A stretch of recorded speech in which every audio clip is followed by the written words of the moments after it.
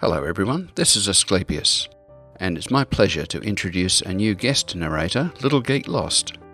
She'll be bringing us a great story entitled Jarial's Magic Recipe by Bronwyn, and is written by Greyhaven. Background music, A Little Faith by Smart Sound.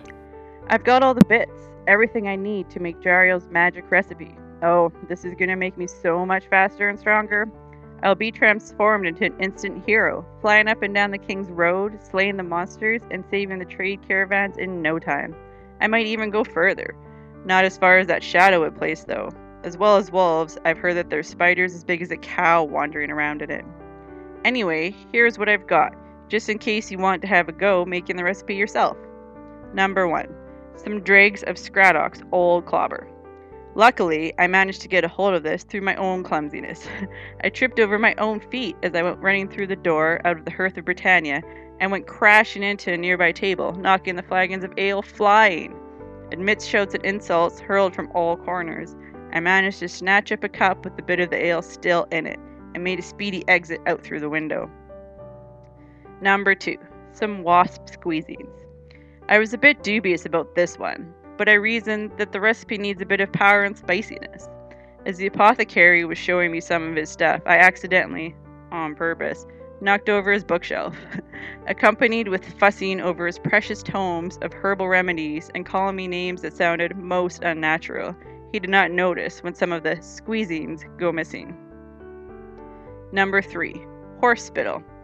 The amount of treats that I had to give Old Smith in order to acquire sufficient of this was ridiculous. That horse is going to get so fat, I reckon his legs will snap.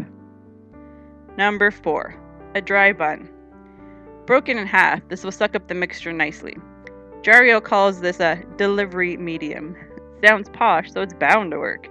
And no, I don't feel guilty about going into the bakery and shouting, "There's a giant rat in here!" And now I'm ready. I'll mix it up, eat it, and let you know how great I feel. Oracle preserve us. Everything's hurting really badly. I reckon my poor belly's gonna rise up through me, leap out my mouth, and escape. When I find that Jarial, I'm gonna kick him in the... Ah, you're a rum one, Brunny. That's a very tall tale. Well, I'll tell you this. If you ever come running through here again knocking over my drink, you'll be getting a Scraddock's old clob around the ear hole. Now, pull up a chair and listen to some proper tales. I'm okay. Look, the room has stopped spinning and everything. I tell you, mateys, I feel really bleeding weird and all that. Guess it must be the magic working. I'm gonna test out my new speed right now. I'm gonna run up these stairs and back down again real fast, and you'll see how much quicker I am than usual. And let me tell you that even without the magic, I'm as fast as a mongoose, so this is gonna be a blur. Here goes. There's more stairs than I remember. Yay, at the top! Now down again! Yipes! Oh, that was definitely faster than normal, but I don't think it counts because I fell when I was halfway down. And there was no pain. Well, not much anyway. That will be the magic. I'm gonna test out my strength now, and bend this iron bar. I'll pretend it's a dragon's neck, only thinner, and not scaly, and more metally, just like a bar, which is what it is. So it just goes to prove that everything is working. I'll bend it with my bare hands. Here goes.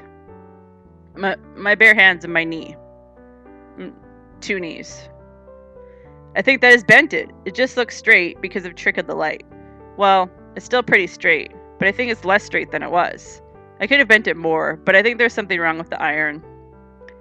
And now for my last test, my improved marksmanship. I'd be able to hit a flea in the eyeball from 100 paces. Although I've decided to use a standard practice target to keep things simple. 1 bullseye coming up. Here goes. Obviously the first arrow doesn't count. 3rd time lucky? Is it just me, or is it windier in here than normal? Oh, you're right. That magic recipe has made sod all difference. Perhaps I got the mix wrong. Do you think you're meant to use a chocolate bun? I used a vanilla one. Perhaps that's what has thrown it. Echoes from the Caverns is brought to you by Lord Baldrith, Asclepius, and Sir Style Teckall. Do you have a piece that you'd like us to read? Please contact us at lordbaldrith@thecaverns.net, Asclepius@thecaverns.net, or style@thecaverns.net.